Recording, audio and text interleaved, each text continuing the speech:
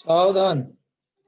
नमो अरिहंताणं नमो सिद्धाणं नमो आयर्याणं नमो वज्रायाणं नमो लोके सव्यसाहुणम्। मंगलम भगवान वीरो मंगलम गौतमो गढ़ी मंगलम कुंद कुंदार्यो जैन धर्मोस्तु मंगलम सर्व मंगल मांगल्यम सर्व कल्याण कारकम प्रधानम सर्वधर्मानां जैनम जयतु शासनम।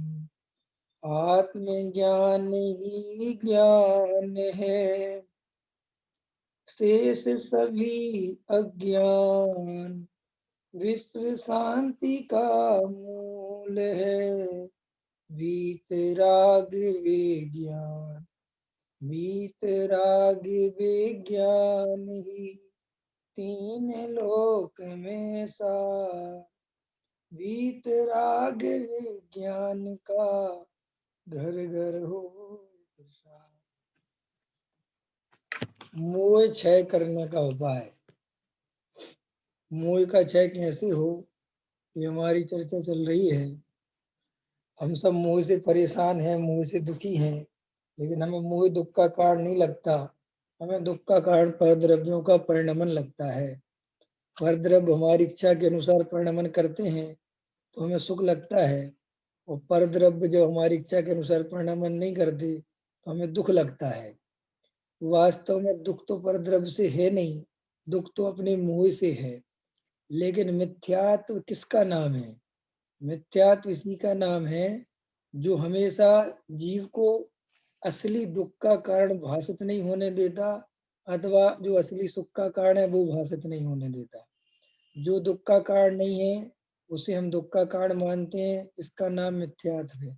जो सुख का कारण नहीं है उसे हम सुख का कारण मानते हैं, इसका नाम मिथ्या। मिथ्यात्व माने विपरीत मान्यता, विपरीत स्थिति।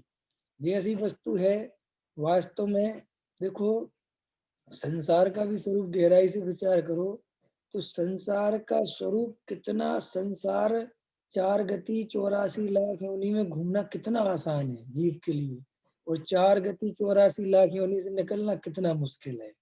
क्यों?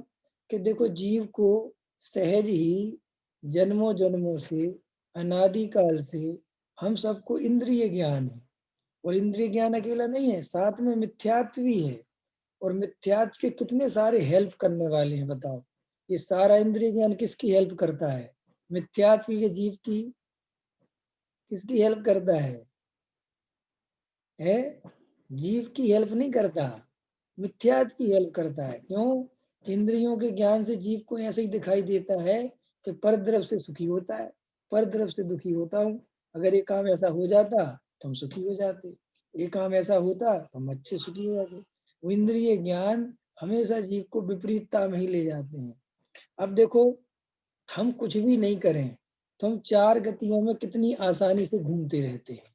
जैसा चल रहा है वैसे ही चलने दो, 4 गति में घूमते रहोगे, कभी नरक कभी स्वर्ग कभी कहीं कभी कहीं कभी कहीं।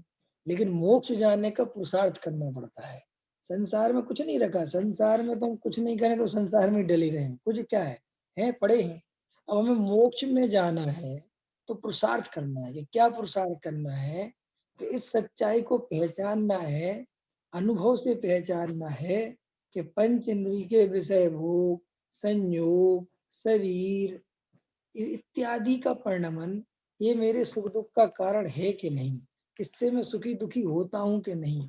बस ये पुरुषार्थ है। और कोई खाना पीना उठना बैठना सोना रोना मंदिर जाना ये पुरुषार्थ नहीं है। पुरुषार्थ तो इन सब चीजों में हर बात में विचार करना कि दुकान चला रहे तो मैं सुखी होऊंगा कि नहीं, मैं पूजा कर रहा हूँ तो ये मेरा कार्य है कि नहीं, जीव कर क्या सकता है, मैं कर क्या रहा हूँ। इन सब बातों का गहराई से विचार करते रहना ये जीव का पुरुषार्थ है। बस ये समझ लो, आपका हमारा और कोई पुरुषार्थ नहीं है, और जीव इससे ज्यादा कुछ कर भी नहीं सकता। हाँ, इसी पुरुषार्थ में सम्यक दर्शन का रहस्य छुपा हुआ है, मोक्ष छुपा हुआ है, आत्मानुभूति छुपी हुई है, वेद ज्ञान छुपा हुआ है, संसार से निकलने का उपाय छुपा हुआ है और कोई दूसरा उपाय नहीं छुपा हुआ है। देखो भैया, हम जिन परिस्थितियों में, जिन संजोगों के बीच में रह रहे हैं, ये परिणमन अपने हाथ में नहीं है। ये अलग बात है कि अपन को लगता है कि नहीं, अपन के करना कुछ नहीं होता। होता तो वो ये जो परिणमन जैसा वस्तु का हो रहा है, जीव उसमें कर नहीं सकता। लेकिन दिखाई ऐसा देता है कि करने से होता है, बस यही है। दिखाई आपको हमेशा वो ही देगा जिसमें मिथ्या पुष्ट होता है, और आपको देखना वो है जिससे सम्यक्त होता है।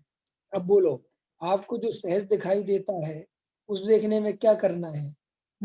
और जो दिखाई नहीं देता, जैसे ऐसा समझ लो तुम मेरी बात, मुझे आप लोगों के चेहरे अभी दिख रहे हैं ना, मैं आप लोगों को देख पा रहा हूँ, आप मोटी मोटी सब चीजें दिख रहे हैं।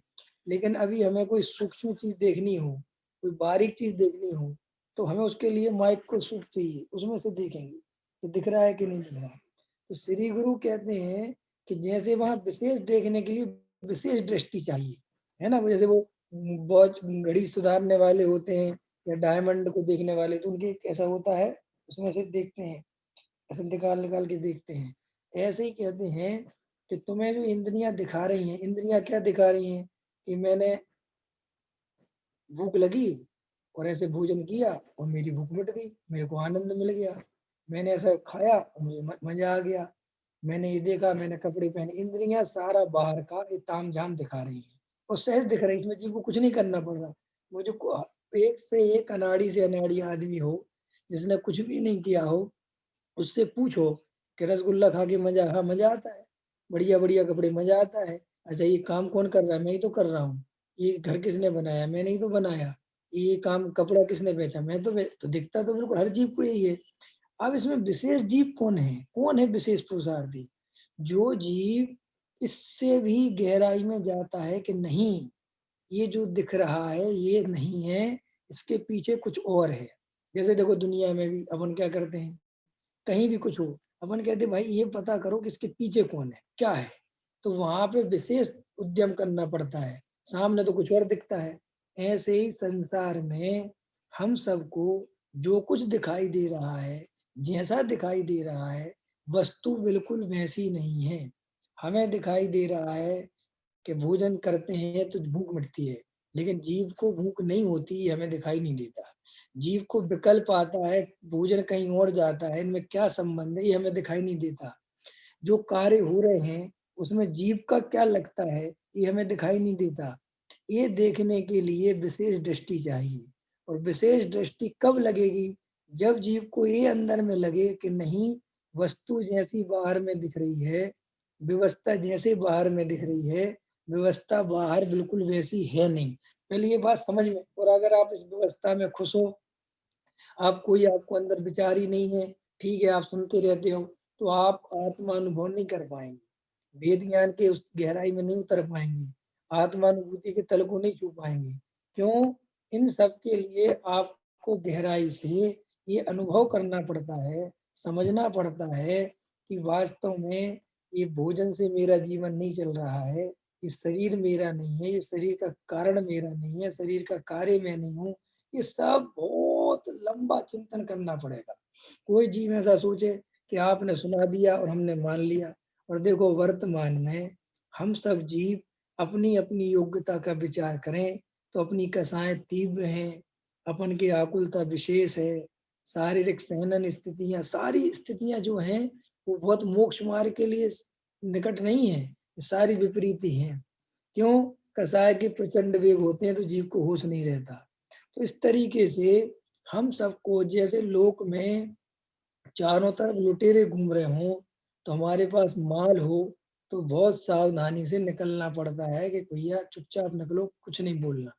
ऐसे ही आचार्य भगवान कहते हैं, श्री गुरु कहते हैं कि तुम्हें जो ये तत्व ज्ञान की बात सुनने मिल रही है, ये बहुत दुर्लभता से मिलती है और बहुत दुर्लभ जीवों को मिलती है और बहुत मुश्किल से मिलती है।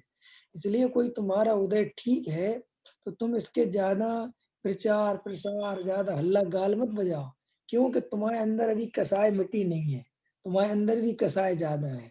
तो तुम क्या करो कि तुम अपने अनुभव की तलाश करो, अपने स्वरूप की ओर जाओ, ताकि तुम अपना कार्य कर सको।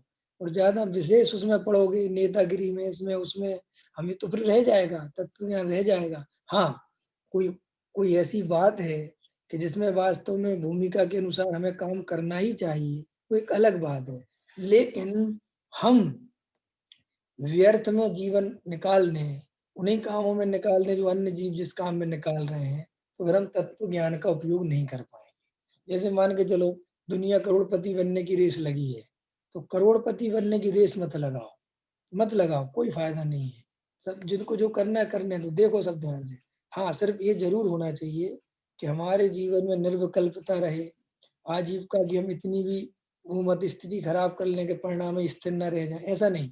सब चीजों को देखते हुए बाहर में इतना उपयोग भी नहीं फंसाओ कि अंदर उपयोग के लिए जगह नहीं बचे, और अंदर के नाम पे इतने भी मत छोड़ो बाहर में कि तुम्हें गृहस्थ जीवन में रहना मुश्किल पड़े। ये सब चीजें आपको समझनी पड़ेगी। अब देखो, आचार्य कहते हैं मोह क्षय करने का उपाय, तो हम सब पहले समझ लें कि मोह कहते किसे हैं। तो वो कहते मोह माने सच्चाई नहीं दिखना, इसका नाम मोह है, बस। मोह महामद पियो अनादि। अब हमने अभी पी रखा है कि नहीं पी रखा, वो अपना अपना चेक करो। अच्छा बताओ अनुरंजन जी, मोह दुख का कारण दिखता है क्या? मोह दुख का कारण दिखता है क्या? अपने अपने, अब आप कहोगे, आपने बात कल भी कही थी, परसों भी कही थी, भैया रोज कहेंगे, जब तक दुख का कारण नहीं दिखने लगे तब तक यही बात कहने लायक है, बार बार कहने लायक है। देखो विवेक जी, आपको कोई रोग है, ठीक है, कोई तकलीफ है, और वो तकलीफ ठीक नहीं होती, डॉक्टर के पास जाते हो तो कुछ और चर्चा करते हो कि बार बार वही कहते हो कि साहब वो रोग ठीक नहीं हो रहा है। डॉक्टर कहेगा मैंने तुम्हें दवाई तो दी थी, तुमने दवाई, हाँ मैंने दवाई खा ली। फिर अपन क्या कहते हैं कि दवाई खा ली, आराम नहीं लगा भाई साहब। यार तुम उसी उसी रोग पे चर्चा करते हो, कोई दूसरा रोग नहीं होता क्या तुम्हें? ऐसा कोई डॉक्टर कहे तो तुम क्या कहोगे, बोलो क्या कहोगे? डॉक्टर से कहोगे तू पागल वागल है भाई, तुझे दूसरा रोग करवाना है, मेरे को पहला रोग है ठीक करो, मेरे पैसे और दे, तेरे बस की नहीं है तो। लेकिन हम धर्म के क्षेत्र में क्या करते हैं, वही वही बात, वही वही बात। अरे भाई, बात वही वही तब तक चलेगी जब तक वो नाश नहीं हो जाएगा मुंह है। और तुम भी वक्ता से कहो कि हमें कुछ नहीं सुनना, करना नहीं हो, फड़ना नहीं हो, हमें तो मुंह नाश करना भैया। हमें तो बार बार वही सुनाओ, गाली दो मुंह को, हमें समझाओ कि तुम मुंह से दुखी हो। हम अपने को पर तरफ से दुखी मान के बैठे हुए हैं, हम अपने को पर तरफ से सुखी मान के बैठे हैं। और जब तक ये बात मेरी श्रद्धा के तल पर, मेरे अनुभव के तल पर नहीं आ जाएगी, तब तक मुझे इसके अलावा कोई दूसरी बात नहीं सुननी है। पता है, पूज्य गुरुदेव कहते थे ये बात कि भैया करना नियोग, चरणा नियोग और प्रथमा नियोग इत्यादि अनियोग हैं, ये पढ़ना चाहिए नहीं पढ़ना चाहिए बात ये नहीं है। मूल द्रव्य की बात, मूल आत्मा की बात द्रव्यानुयोग में आई है। इसलिए तू पहले द्रव्य अनुयोग से भेद ज्ञान कर, आत्मानुभूति कर, और इनको खूब पढ़ना, इनके लिए वो नहीं है। लेकिन मुख्यतः द्रव्य अनुयोग किस लिए रखना कि उसमें सीधा काम की बात आई है, घुमा फिरा के बात नहीं आई। घुमा फिरा के समझते हो कि नहीं है? दूध है ना, दूध, पहले गाय में से दूध निकालो, फिर उसको जमाओ, फिर उसमें से मक्खन बिलो, फिर उसमें से घी निकालो, ऐसा समझ गया ना, इतनी प्रक्रिया है। ये तीन अनियोग ऐसे हैं कि पहले इसमें जड़ की क्रिया किसकी है उस पर चर्चा चल रही, चलो चलो जी चलो, ये पालो ये पालो, ये नियम धर्म पालो। फिर एक राजा की पूरी लंबी कहानी पढ़ो, फिर अंत में उस राजा ने दीक्षा ले ली। ऐसे ही कर्णानियोग में कर्म फिलोसफी पढ़ो। तो द्रव्यानुयोग सीधा समझाता है, आओ मैं तुम्हें त्रिकाली ध्रुव समझाऊं, तो वो सीधा घी दे देता है कि खाओ ये घी। ऐसे ही आत्मानुभव और वेद ज्ञान की चर्चा मुख्यतया समय सार आदि ग्रंथों में आई है। इसलिए इसका विशेष अभ्यास करना, कब तक करना, कब तक करना कि भाई साहब जब तक अंदर का समय सार अनुभव में नहीं आ जाए। तो गुरुदेव क्या कहते, देखो गुरुदेव तो उस समय सार का निरंतर सेवन करते थे, अनुभव करते थे, वेदन करते थे। लेकिन वो गुरुदेव समय सार को कैसे पढ़ाते थे कि जब खत्म हो जाता था उसका पूरा 419 गाथाएं खत्म करके क्या करते थे, चलो पहली गाथा निकालो वापस। ऐसा, मैं ऐसा कहता हूँ कभी कभी, ये भी गुरुदेव पे एक रिसर्च का विषय है। सदियों में कोई ऐसा गुरु हुआ होगा कि जिसने एक ही ग्रंथ पे लगातार बार बार प्रवचन किए, फिर किए, फिर किए, फिर किए, फिर किए। ये कभी सोचा ही नहीं कि इसमें मैं क्या बताऊंगा, मैंने सब तो बता दिया। सोचो बात। और मजेदार बात है, जितने बार किया नया नया निकल के आया, नया नया निकल के आया। अब ये क्या चीज है कि भाई ग्रंथ में से कुछ नहीं निकलता, अंदर से निकलता है। ज्ञानियों के कहाँ से निकलता है? ग्रंथ तो एक माध्यम होता है, जिस समय जो ऊर्ध्व होता है ज्ञानियों के, वो उनके जीवन में आता है। ख्याल में है कि नहीं है? इसलिए तो कहते हैं कि ज्ञानी का लाभ प्रत्यक्ष इसलिए लिया, शास्त्र से उतना लाभ नहीं मिल पाता, क्योंकि शास्त्र में एक बात जो बात लिख दी। ज्ञानी के प्रति समय जो अनुभव चलते हैं, जो उसके एक्सपीरियंस होते हैं, जो उसकी अनुभूतियों से गुजरते हैं, तो उसमें उसके कहने का ढंग अलग अलग चलता है। तो इस तरीके से श्री गुरु हमसे कहते हैं कि मोह क्षय करने की विधि बताते हैं। और ये विधि हम कब तक समझेंगे पंकज जी? कि जब तक हमारा मोह क्षय नहीं हो जाएगा। सीधा गलत है कि शास्त्री जी आप कब तक समझाओगे कि भाई साहब जब तक तुम मना नहीं करोगे। और हम कब तक मना नहीं करेंगे? कि जब तक हमारा क्षय नहीं। क्षय करो। और कोई देखो, बार बार रोज सुनो मोह क्षय करना है भैया, मोह ही क्षय करने का उपाय है, और कोई उपाय नहीं, कुछ नहीं रखा। मैं जितना दुखी हूँ मोह से हूँ, और मैं जब भी सुखी होऊंगा मोह के नाश से होऊंगा। क्या कहा मैंने? क्या कहा? लोक में क्या कहते हैं कि हम इस चीज से दुखी हैं। कोई भी चीज से दुखी है इंसान, हम अपने लड़के से दुखी है। क्या बात है कि जब तक ये लड़का नहीं सुधरेगा हम सुखी नहीं हो सकते। होता है ना कि जब तक ये लड़का नहीं सुधरेगा हम सुखी नहीं हो सकते। ऐसे क्या कहना कि जब तक हमारा मोह नहीं नसेगा, मोह का नाश नहीं होगा, मैं सुखी नहीं हो सकता। कि भाई साहब आपको करोड़पति अरबपति बना दे दो, अरे कुछ भी बना दो बेटा, हम सुखी तो मोह के क्षय से ही होंगे। ऐसा अंदर मजबूत श्रद्धान बैठना चाहिए। क्या क्या कहा? ऐसा कहते थे ना गुरुदेव कि राग का राग छूट जाए यही बहुत है। क्या कहते थे? राग का राग छूट जाए ये बहुत बड़ा पुरुषार्थ है। गुरुदेव कहते थे ऐसा कि जीव को ये समझ में आ जाए कि जो राग हितरूप नहीं है, इस जीव के लिए हे है, ये बहुत बड़ा पुरुषार्थ है। ऐसे ही जीव को मोह का क्षय करना है, ये बात ही अंदर बैठ जाए तो बहुत बड़ा पुरुषार्थ है। क्षय तो जब होगा वो तब की बात है, लेकिन अंदर इतनी बात जीव को बैठ जाए कि मोह का क्षय करना है, तो ये कम पुरुषार्थ नहीं है। क्यों? अभी हमारे जीवन के बहुत सारे उद्देश्य हो सकते हैं, है कि नहीं भैया? है प्रमोद जी? वो जीवन के उद्देश्य हैं कि नहीं? है कि खत्म होगा सब? अच्छा अभी से विचार करो, पहले से विचार करो कि जीवन के कितने सारे उद्देश्य पूरे हो गए, लेकिन उसमें मोह क्षय वाला उद्देश्य पूरा नहीं हुआ, ना हमने उसके बारे में सोचा, और ना हमने अब उसको टारगेट बनाया, ना उसको फ्रंट पे रखा कि मोह क्षय करना है भाई, इसके बिना बात नहीं बनेगी। और ना हमने किसी पंडित जी के सामने, किसी महाराज जी के कभी नहीं कहा कि हमारे मोह का क्षय नहीं हुआ भैया, हमें ये बताओ मोह का क्षय कराओ। ये तो हमने बहुत किया। हम एक मंदिर नहीं बनवा पाए, हम एक प्रतिमा नहीं रख पाए, हम वहां पे अभिषेक नहीं कर पाए, हम फलाना जगह नहीं जा पाए, कहते कि नहीं? लेकिन अंदर से सब भाव आना चाहिए कि हे भाई, इस पर्याय की इतनी दुर्लभता समझने के बाद, इतना कीमती भाव है, इतनी दुर्लभ जिनवाणी तत्व ज्ञान, ये सबकी दुर्लभता समझते हुए भी मैं 50 वर्ष का हो गया, 40 वर्ष का हो गया, 65 वर्ष का हो गया, 55 वर्ष का हो गया, लेकिन मैं अभी तक मोह क्षय नहीं कर पाया, तो मैं क्या कर रहा हूँ? ऐसा ही किसी से कहने की बात नहीं है, ये दिखावा करने की बात नहीं है। ऐसी अंदर में फीलिंग आनी चाहिए। जैसे कोई कहता है अरे मेरी आधी जिंदगी बैठ गई यार, मैं अपना मकान नहीं बनवा पाया, कब बनवाऊंगा भाई, किराए की जिंदगी निकली जा रही। बोलते कि नहीं बोलते? बोलते हैं ना ऐसे? ऐसे कभी सोचा कि मेरी इतनी जिंदगी निकल रही, मैं कर क्या रहा हूँ, मैं कब मुंह का क्षय करूंगा? और अभी संसार का राग बढ़ते ही जा रहा है, बढ़ते ही जा रहा है, नित्य नए नए राग उपजते जा रहे हैं। उपज रहे कि नहीं उपज रहे? उपज रहे कि नहीं उपज रहे? नित्य नई लाल साएं जागी, जागती है कि नहीं? देखो, हम सब अच्छे से समझ लें, जब तक ये मोह बैरी हमारे साथ में खड़ा हुआ है, हमारी लालसाएं कम होने वाली नहीं है। ये बात समझ लो, समझ में आ रही कि नहीं आ रही निरंजन जी? हैं विवेक जी, समझ में आ रही कि नहीं आ रही? हम ये सोचे मन ही मन कि हमारी उम्र ढल जाएगी, हमारी लालसाएं कम हो जाएंगी, नहीं होती, भ्रम है। क्यों? लालसाओं का जनक मोह है। कौन है? मोह है। वो जब तक मोह है, वो 1% भी लालसाएं कम नहीं होने देता।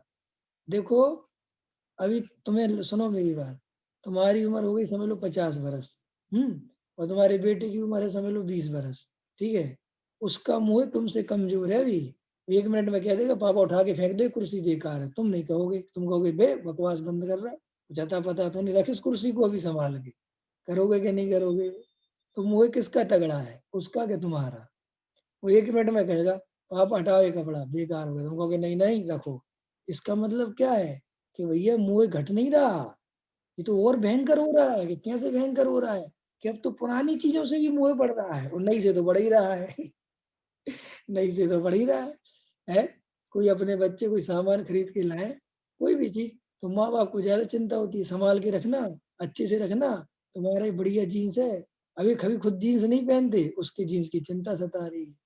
अब अपन को समझ में नहीं आता कि हमारा मोह कम होगा कैसे, हम किस आधार से अपना मोह कम कर रहे हैं। देखो भैया, कोई व्यक्ति 2 बार खाता था, 3 बार खाता था समझ लो 25 वर्ष की उम्र में, और 50 वर्ष की उम्र में 1 बार खाने लगा, ठीक है। 25 वर्ष की उम्र में पूजा नहीं करता था, और 50 वर्ष की उम्र में 2 बार पूजा करने जाने लगा, ठीक है। 50 वर्ष की उम्र में भक्ति में जाने लगा, 50 वर्ष की उम्र में स्वाध्याय करने लगा, व्रत करने लगा, है ना, जो जो और तीर्थों पे जाने लगा। इससे मोह क्षय करने का कोई उपाय नहीं है। किसी को ऐसा लगता होगा मैं पहले ऐसा करता था और मैंने अब ऐसा कर दिया तो मैंने कुछ तो, कि कुछ नहीं है। ये तो तुमने बनियाई बुद्धि से दिमाग लगाया कि अभी ये उम्र ये काम करने की, तो ये काम करो, लेकिन मोह पर नजर नहीं गई। काय पर नजर नहीं गई? कई कई लोग तो कहते हैं अरे भैया बूढ़े ही हो गए, अभी भगवान का प्रक्षालन नहीं करेंगे तो कब करेंगे? समझ गए नहीं समझ गए? तो वो तो एक ऐसा लगता है कि जिंदगी भर जो गलतियां करी हैं, जो पाप करे, कुछ तो उनको कम कर लो जाते जाते। ये नेचुरल नेचर है जीव की। लेकिन ये मोह क्षय करने का उपाय नहीं है। मोह क्षय कभी भी 3 काल में पर द्रव्य की क्रिया से क्षय नहीं होता।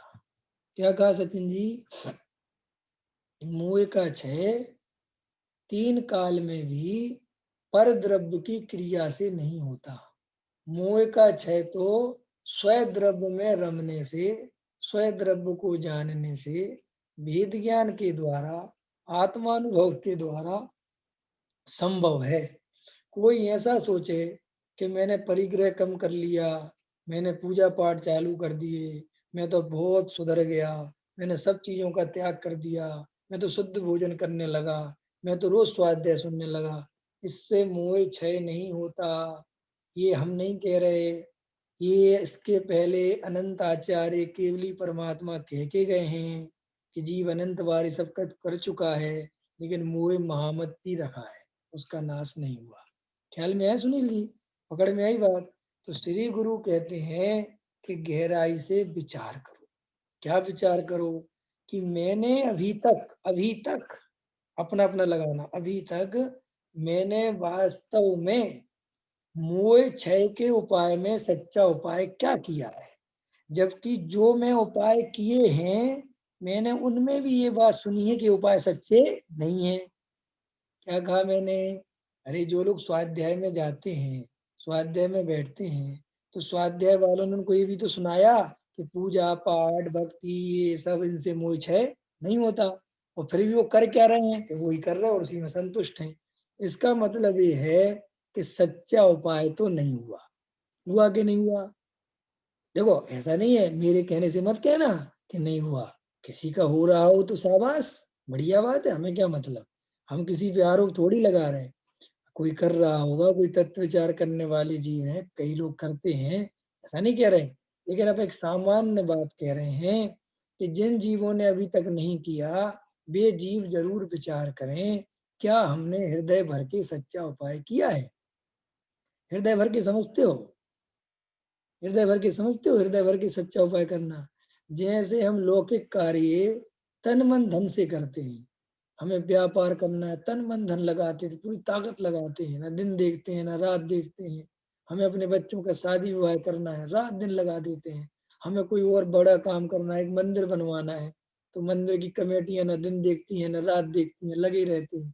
कोई भी हमारे प्रोजेक्ट चल रहे हैं, हमें घर बनवाना है, हमें एक घर खरीदना है, ये कहलाते हैं हृदय भर के उपाय करना। समझ गए ना? ऐसा हमने मोह क्षय करने के लिए कभी हृदय भरा? अब नहीं रहेंगे, अब तो मोह क्षय करके ही उठेंगे। कोई ऐसा अंदर में एक अंदर फीलिंग आई कि आज तो मैं बैठूंगा चाहे कुछ हो जाए, मुझे नहीं बाहर आना। 1 घंटा बैठूंगा, 2 घंटे बैठूंगा, आज पूरी रात बैठूंगा, मैं भी तो देखूं क्या होता है। नहीं सोऊंगा एक दिन तो क्या होगा। ऐसा कभी अपने स्वय द्रव्य के लिए किया? पर द्रव्य के लिए तो अनंत बार किया, और अभी भी कर रहे हो। करते हो कि नहीं? ऐसी कितनी रातें गई जिसमें तुम पर द्रव्य के चिंतन में सोए नहीं? गई होंगी ना बहुत रातें। कई रातें जाती हैं, नींद नहीं आ रही है, कोई शल्य चल रही है, कल मकान की रजिस्ट्री करनी है, दिमाग चल रहा है, पैसे पहले देंगे कि बाद में देंगे, लें कि नहीं, वो आदमी सही है कि नहीं है, चल रहा है कि नहीं चल रहा? अरे बोलो ना। एक शादी विवाह करना है, रात रात भर माँ बाप जाग रहे हैं, वो यार लड़का सही है कि नहीं, वो लड़की सही है कि नहीं, क्या करे। उसमें डिस्कस चल रहा है, रात में पति पत्नी का चल रहा है कि नहीं चल रहा? ऐसा स्वय द्रव्य के लिए कभी जागना हुआ कि नहीं हुआ? तो इसका मतलब ये है कि अभी हमें स्वय द्रव्य के प्रति ज्यादा चिंता नहीं है, हमें मोह क्षय करने की तीव्र जिज्ञासा नहीं है।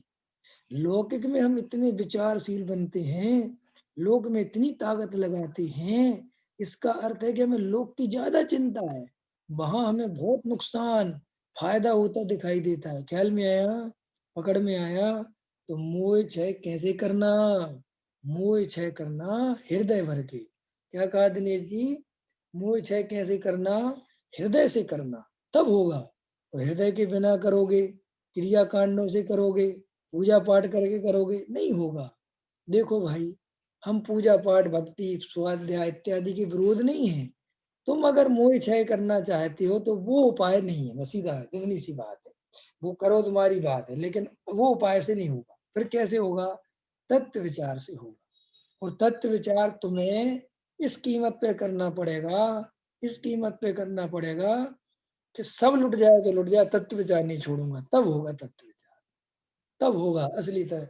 अभी तो हमारा तत्व विचार ऐसा है कि हम सुबह तत्व विचार करने बैठे और बाहर से ठेले वाले की आवाज आई कि भाई साहब सब्जी 50 रुपए किलो, टमाटर 25 रुपए किलो में मिल रहा है, तो अरे ले लो।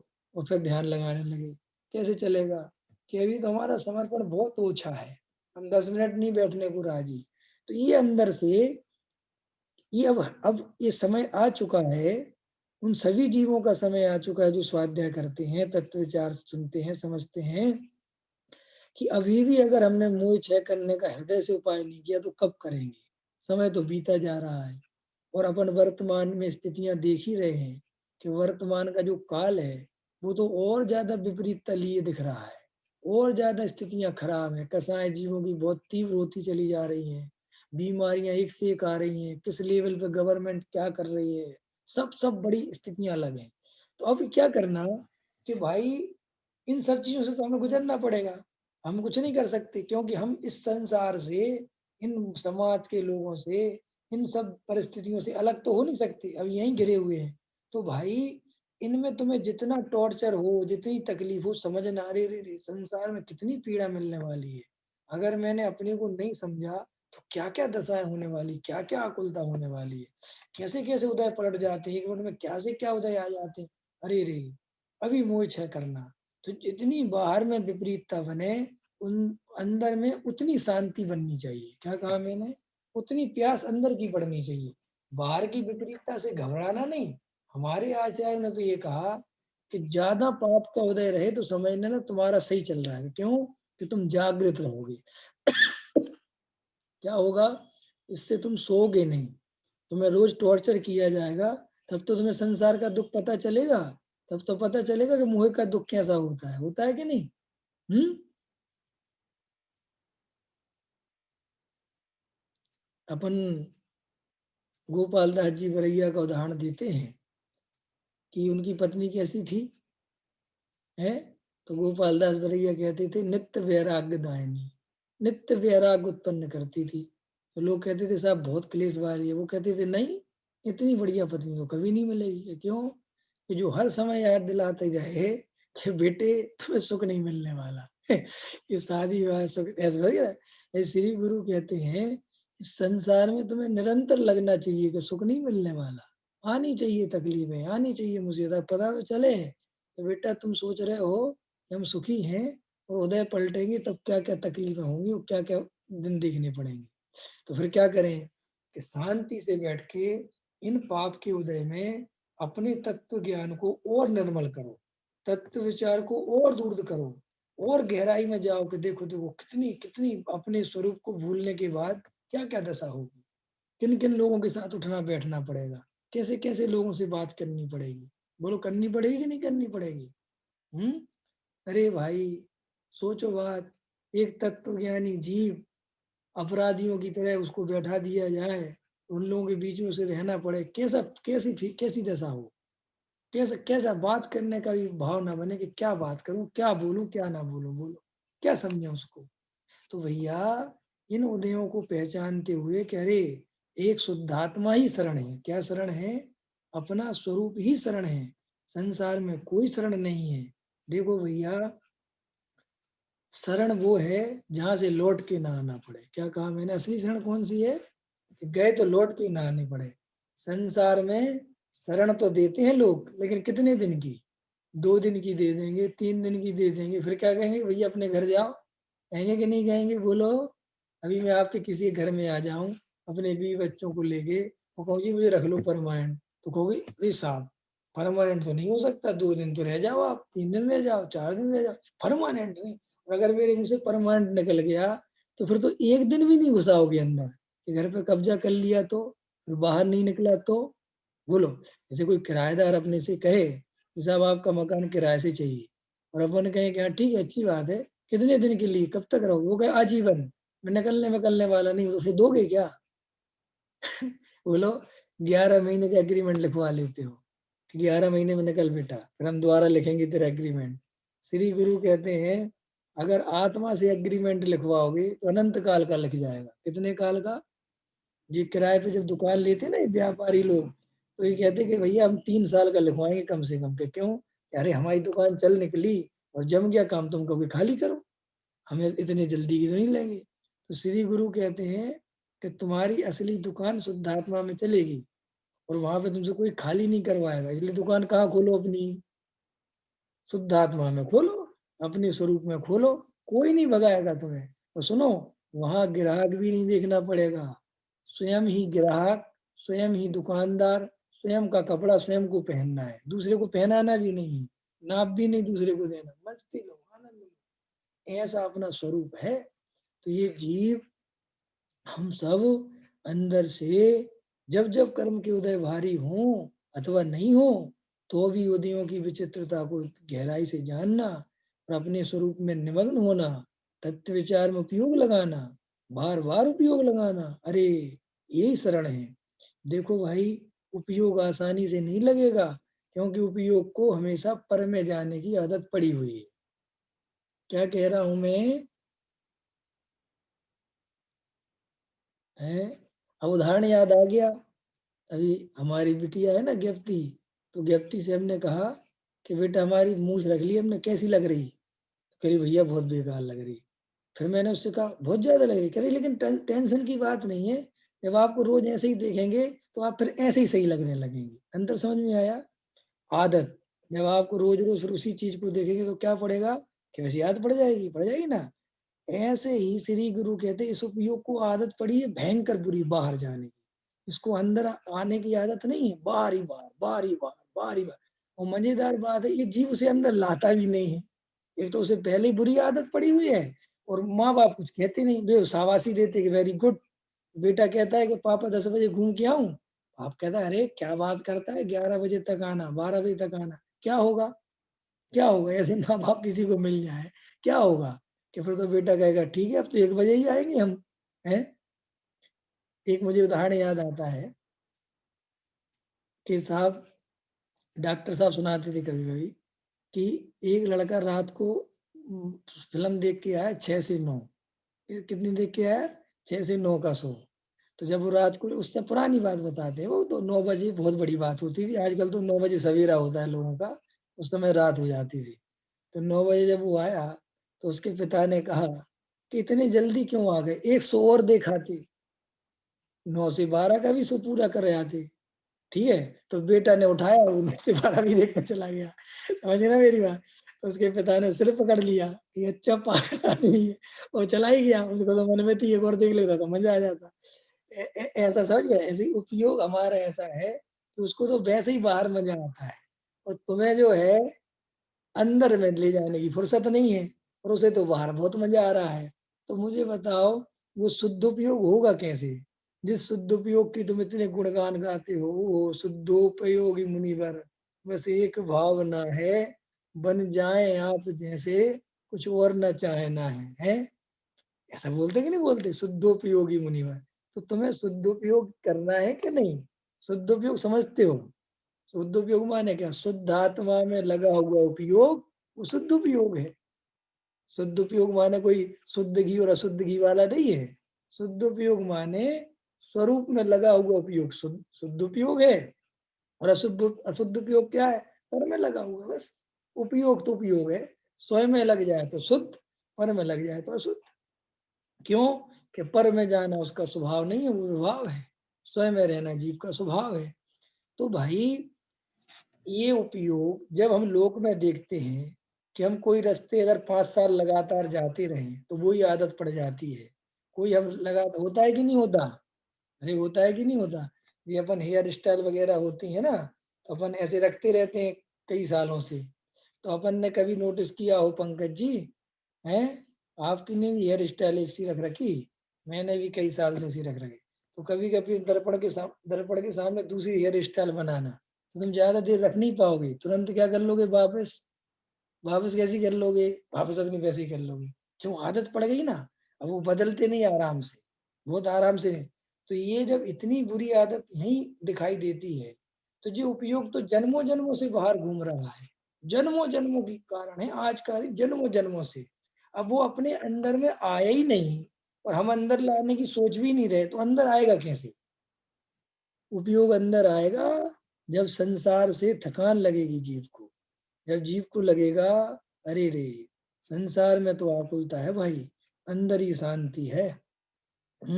अपने स्वरूप में ही शांति है, बाहर कुछ नहीं है, आकुलता है।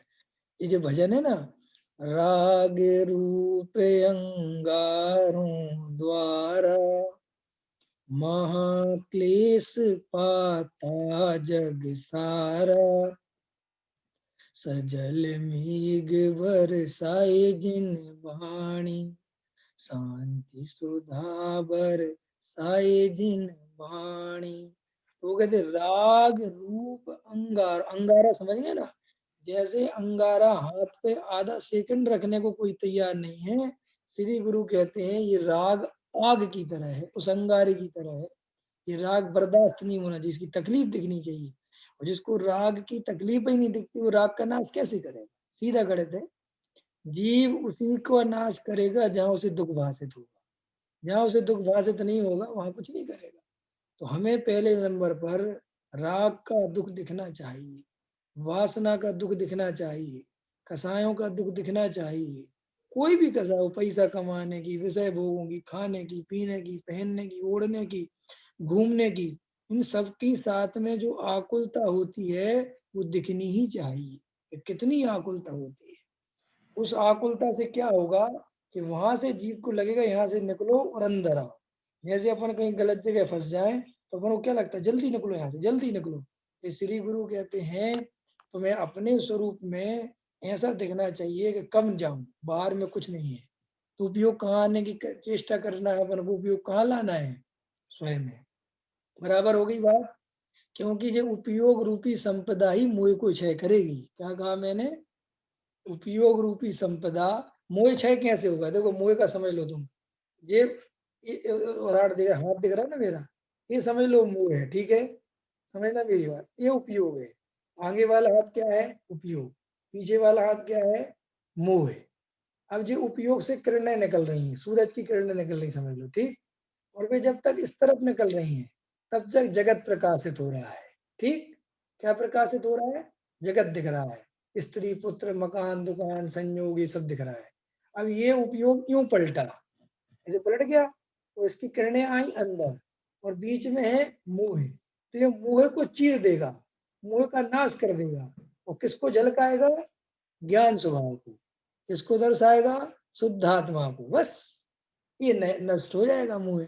और जब तक उपयोग पर में घूमता रहेगा ये मोह नष्ट नहीं होगा। इसलिए मैंने एक दिन कहा था कि जो मिथ्यात्व है वो बस यही तो चाहता है कि तुम पर में लगे रहो, बस स्वयं में मत आओ। चाहे पूजा में लगे रहो, चाहे सम्मित से करके पहाड़ चढ़ते रहो, चाहे मंदिर बनवाते रहो, प्रतिमाएं विराजमान करते रहो, कुछ भी करते रहो, उपयोग अंदर नहीं आना चाहिए। मिथ्यात्व को किससे डर लगता है? उपयोग से। इसलिए वो बाहर में उपयोग उलझा रहता है, मिथ्या सुरक्षित बना रहता है। जहां से जीव निर्णय करे, अंदर आंख देखो, अपन आंख खींचो ना ऐसी, आंख बंद करो, एकदम अंदर को आते हैं ना अपन, आंख बंद करते हैं, फिर अपन फिर उसमें बह जाते हैं। और उसी अंदर ला के उपयोग के द्वारा ज्ञायक को ऊर्ध्व करो। देखो उस उपयोग को उपयोग में, उपयोग है, ये आचार्य की गाथा है। आचार्य कहते उपयोग में उपयोग है, उपयोग में ही शुद्ध आत्मा है और कुछ नहीं है। और सब बाहर है, राग राग में है, धर्म द्रव्य धर्म, ऐसा लगा ना, उपयोग में उपयोग है, राग आदि में राग आदि है। जीव तो बिल्कुल, तो वो कहते हैं उपयोग में उपयोग दिख जाए इसका नाम शुद्ध उपयोग। ख्याल में आया? उपयोग में उपयोग दिख जाए इसका नाम शुद्ध उपयोग। जबकि राग भी है वहीं, लेकिन हमने किसको देखा? उपयोग को, तो राग नष्ट हो गया, राग विलीन हो गया। ये राग के नाश करने की विधि है, ये मोह के नाश करने की विधि है। और जो जीव इस विधि को अंदर में उतारता है उसे पता चलता है कि बस ऐसे नाश हो गया, देखो दिख रहा है नाश, नष्ट। और जितनी देर अंदर देखेगा मोह दिखेगा नहीं, राग दिखेगा नहीं, बस यही तो ताकत है। अब क्या करना, किस अभ्यास को निरंतर बढ़ाना, बार बार देखना, जब टाइम मिल जाए बस अपने को गहराई से फिर बैठ के देखना कि मुझे देखना है अपनी संपदा को, मुझे देखना है।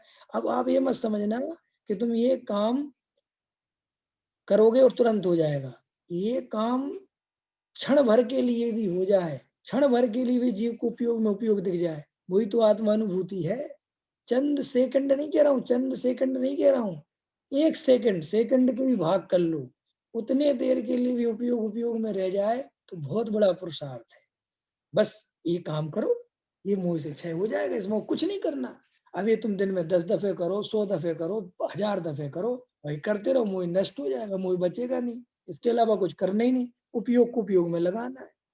अब उसी के लिए सारी कहानी चल रही है जो चल रही है, कि तुम्हें बस ये आदत पड़ जाए उपयोग को उपयोग में लगाने की, बस और कुछ नहीं करना है। ये ध्यान करने की आदत पड़ जाए तो तुम्हारा मोह नष्ट हो जाएगा। ख्याल में आया? तो अपन का अभी का समय पूरा ही हो गया, वैसे इतना ही ठीक हो गया। गहराई से हम सब विचार करें, क्या मोह दुख का कारण है? अगर नहीं है तो भाई बात खत्म हो गई। अगर है तो उसके नाश करने की विधि सीखो, समझो कि ये नाश कैसे होगा। और अगर नहीं लग रहा है, हमें नहीं समझ में आई तो कोई बात नहीं, बार बार सुनो, बार बार समझाओ, कहो, वक्ता से कहो कि भाई आप कहते हो कि मोह दुख का कारण है और मैं कहता हूं कि मोह सुख का कारण है, ठीक। और हमारा निर्णय नहीं बन रहा है, फिर बात आगे निकलेगी कि नहीं निकलेगी? हमारे साथ क्या है, हम बोल रहे हैं मोह दुख का कारण है, वक्ता भी बोल रहा मोह दुख का कारण है, और समझ रहे सुख का कारण है।